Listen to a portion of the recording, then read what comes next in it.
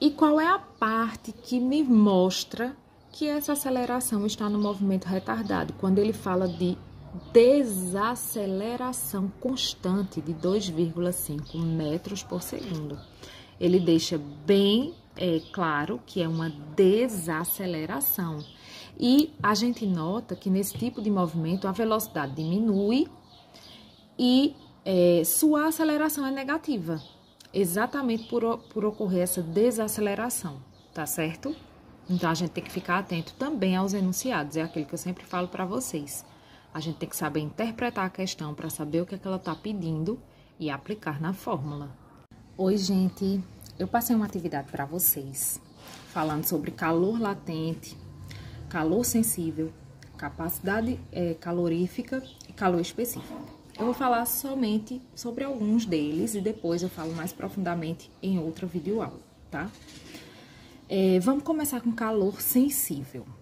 Calor sensível, gente, a definição nada mais é que energia térmica em trânsito, que flui entre os corpos em razão da diferença da temperatura entre eles. Tem uma diferença de temperatura entre eles. O que é que ocorre no calor sensível?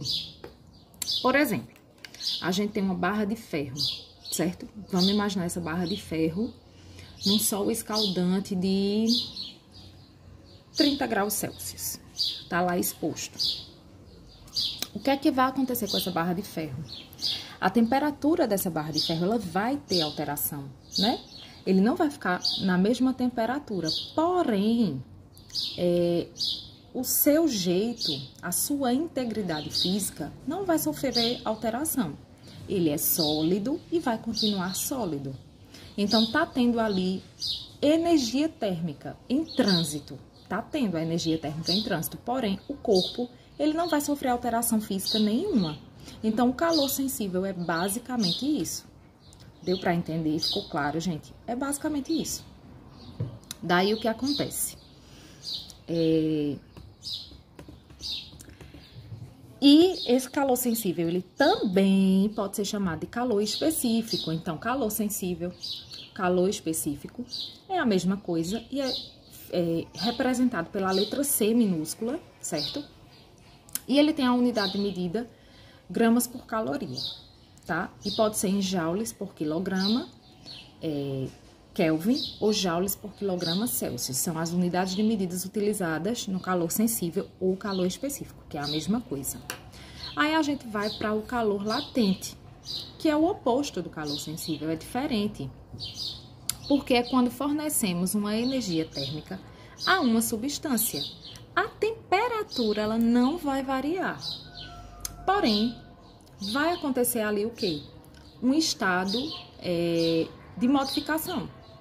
De sólido para o líquido, de líquido para o gasoso e assim sucessivamente. Vai haver isso. Por quê? O que é que acontece? Quando a gente coloca um cubo de gelo fora do congelador, aquele cubo de gelo, aquela temperatura, ela é 0 graus Celsius, vamos supor. Porém, quando a gente coloca ela em choque com a temperatura ambiente, vai ocorrendo o derretimento do gelo, não é isso? Mas a temperatura do gelo ali, ela se mantém constante. Ela apenas vai passando para o estado líquido, vai havendo o derretimento dele, tá certo? O que está sendo indicado ali pra gente, minha gente, é ganho de calor ou perda de calor. É o que está sendo indicado pra gente. Apenas isso. E no calor latente, tem uma formulazinha que nós vamos utilizar, óbvio, para fazer cálculos bem simples, bem básicos. E eu vou mostrar aqui para vocês qual é a fórmula do calor latente, certo? Essa daí, gente, é a fórmula do calor latente. L é igual a Q sobre M. L vai ser o nosso calor latente, Q vai ser o nosso calor e M vai ser a nossa massa. É uma fórmula bem básica, bem simples, vocês vão se dar bem com ela, com certeza. E o que acontece? Esse calor latente, ele pode vir de modo positivo ou negativo. Se ele é positivo, indica que ele está recebendo calor. Se ele é negativo, significa que ele está perdendo calor. E a sua unidade de medida é joules por quilograma. Certo, gente?